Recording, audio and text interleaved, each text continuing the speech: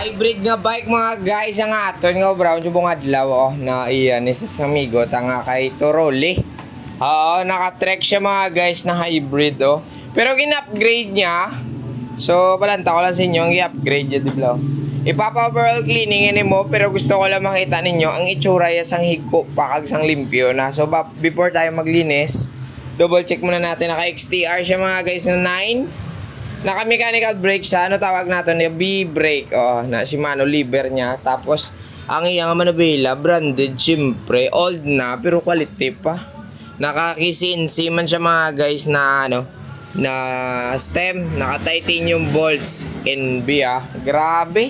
Napakaangas mga guys, no? Pero nabiliban ko di kay naka-XTR siya nga 9. So, yan. Naka-XTR na 9 siya, no? Dito naka-XTR din na crankset. So napakagaan niya. Yung nagpapabigat lang dito, alam nyo ba kung ano? Ay hindi nyo pa alam. So ito lang yung nagpapabigat dito. Tsaka ito. Yan, sobrang gaan ng bike na to. Naka ball bearing pa yan mga guys ha. So i-repack muna natin yan. Then pakpakita to sa inyo ang dagwaya karon kung limpyo na sa. Let's go. Tanggal muna tayo ng QR niya. Yung ganda ng driller, di ba? XTR. So kailangan natin buksan lahat to, yung mga ball bearing niya, linisan natin. Wala plastic sa sulod to out, no? Wala, okay lang man na. Kaya ang ibandan wala na sila gabutang. Bawas bugat ka na to mo. Gago! Oo, amo na ni. Bala mo gamay lang nga butang ya. Oh, wala gidya to. No, wala na. Wala. Ay nakita ninyo guys, wala siyang plastic. So yung iba kasi, hindi ko lang alam. Sa iba kasi nakakalimutan. Minsan yung iba kulang talaga. So maglalagay sila, ganyan lang. Wala sa may gitna. Oo. Yung brand ng bottom bracket, walang brand siya. Pero okay lang, importante pwede malimpyo. Dama. Tanggalon mo na karon ang busina yato kagang nga rito. Are. Kay base mabasa maggugas no. Siman mo. Biswit sa aga, importante para maukayang akala. Wow! So kailangan natin ibalik yung ball bearing niya kasi sobrang swabe pa naman. Pero bago yan, syempre. Tatanggalin muna natin. Hindi natin matatanggal yun. Paano? Ayan na siya. Ayan na, nabaklas na guys ang iya mga kasudlan. So, palanta ko muna sa inyo bagot magikon. Mga kuno, kasudlan. Dalawa, sudlan nyo ba? Itong bracket. Ayan na, mga ball bearing sa idalo, marat daw ah. Kung may kulang rin tugangan, pero kung may sobra, buwinan. Limpyo muna. Dami.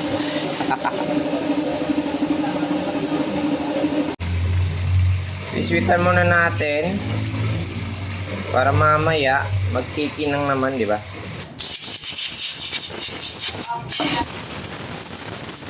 So ito na, alam ko gusto mo makita matapos nating linisan. Wow. Ginawa nating perfect yung gawa natin ba? Lahat ng ball bearing babalik natin, no? Sabi kasi ni boss, ibalik lang daw and then okay na okay pa rin. Ayun pala mga guys yung wheelset natin matapos hugasan. Next! Napakalinis, boy. Balik natin para gumanda na naman ang plastada sa iyang bike. Let's go. Bye.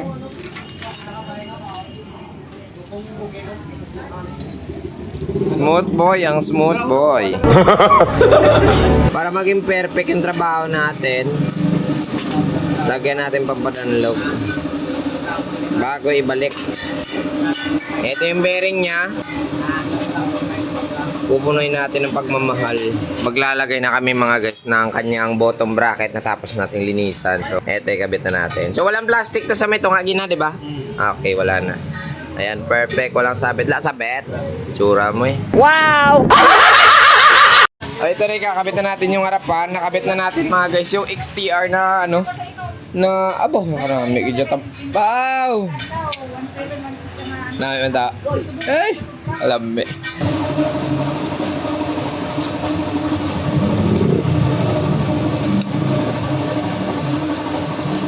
So ayan na mga guys, finally natapos na gid man sa pag-maintenance yung ating hybrid bike.